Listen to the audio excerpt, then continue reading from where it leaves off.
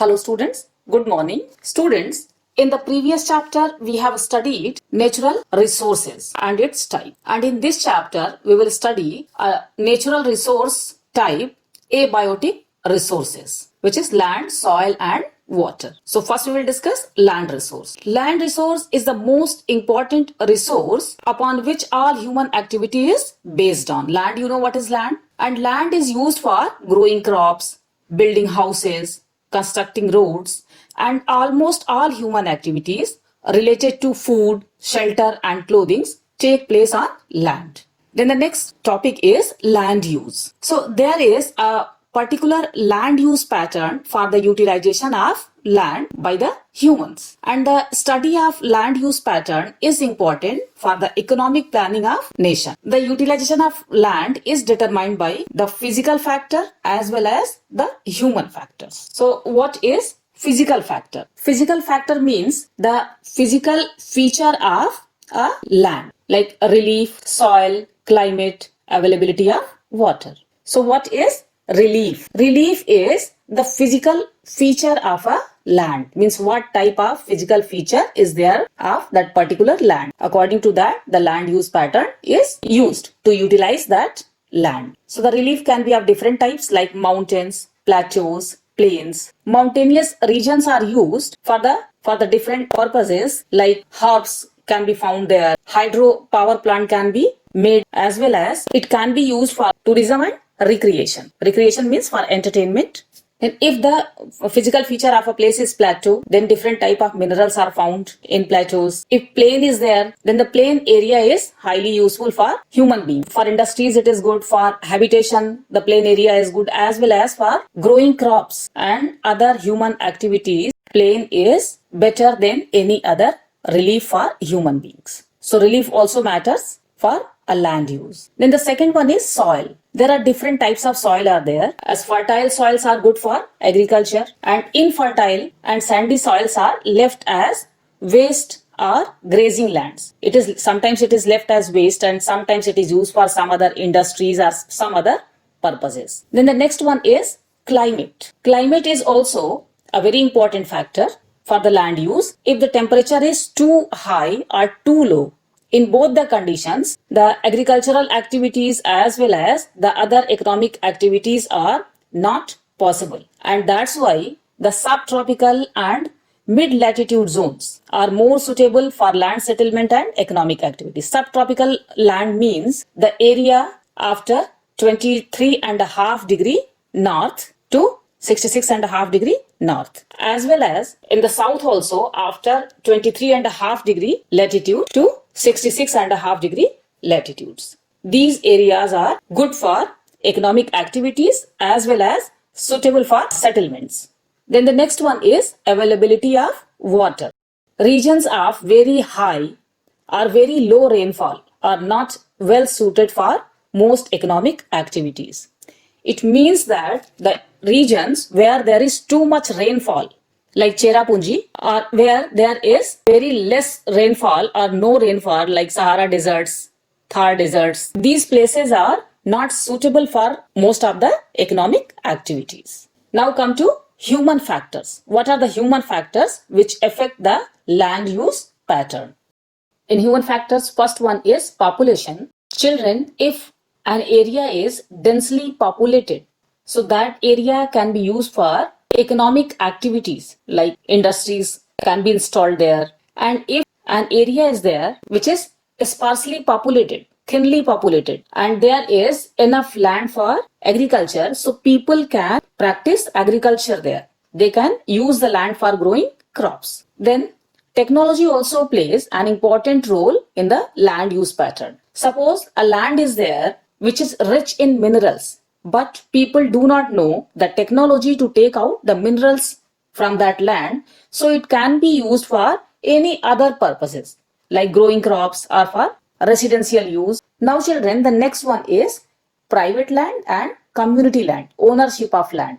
Private land means a piece of land which is owned by an individual, and community land means which is held by a community, like public park, temple, community hall, etc. Children, land is a fixed resource and we have to fulfill unlimited need from that fixed resource. Fixed resource I'm telling because only the 30% of the total earth surface is used as a land resource. And that 30% is also not suitable for human habitat. So conservation of land resource is very important. So how we can conserve land resource? The first one is afforestation. Afforestation means planting trees because the roots of the trees hold the land and it checks the land degradation.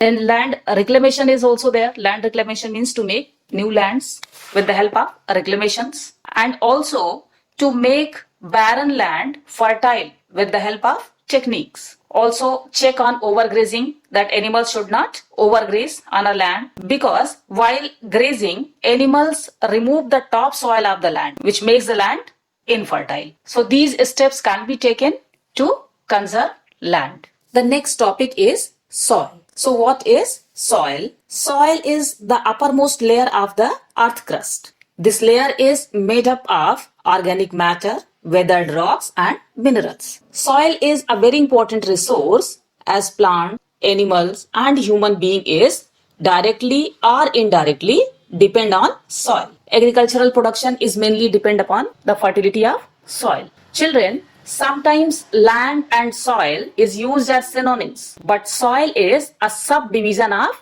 land. Now we'll study soil profile. So what is a soil profile? The vertical section of the soil showing the various layers from the surface to the unaffected parent material is known as soil profile. They are named as horizon A, B and C. The first one is O horizon. O horizon is rich in humus. It is called as organic horizon and dominated by fresh or partly decomposed organic materials which can be seen through naked eye. Now come to the next one, A horizon. A horizon are topsoil. It is also called topsoil. It is the uppermost layer of the soil. The color of this layer is darkest. It is soft, porous and hold more water than other layers in the soil profile. Plants get all the nutrients from this layer only and this is the most fertile layer.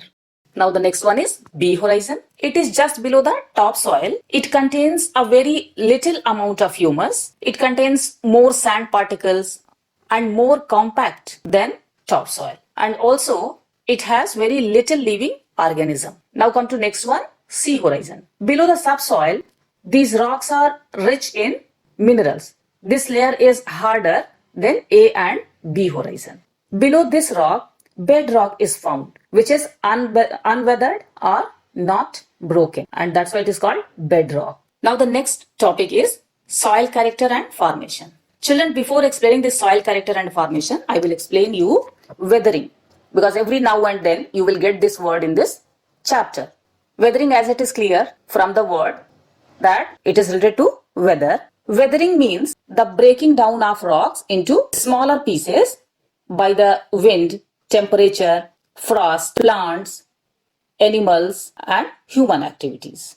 That is called weathering. Now the first one, soil character and formation, the composition of parent rock. So what type of character will be there of a soil?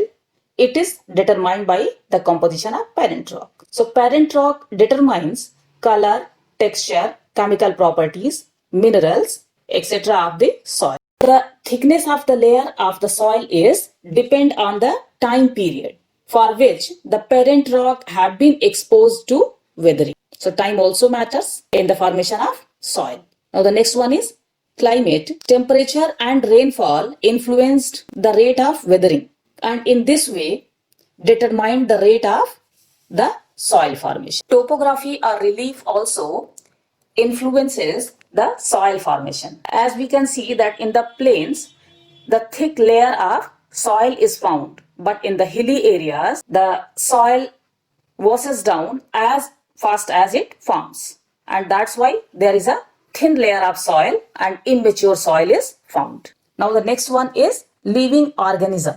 Living organism, the burrowing animals, the roots of the trees, earthworms, aerate the soil while holding it in place. And in this way, they check the soil erosion. Now the next one is types of soil in India.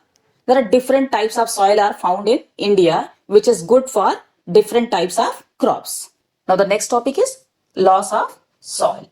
Loss of soil can be caused by erosion and exhaustion. So what is erosion? What is soil erosion?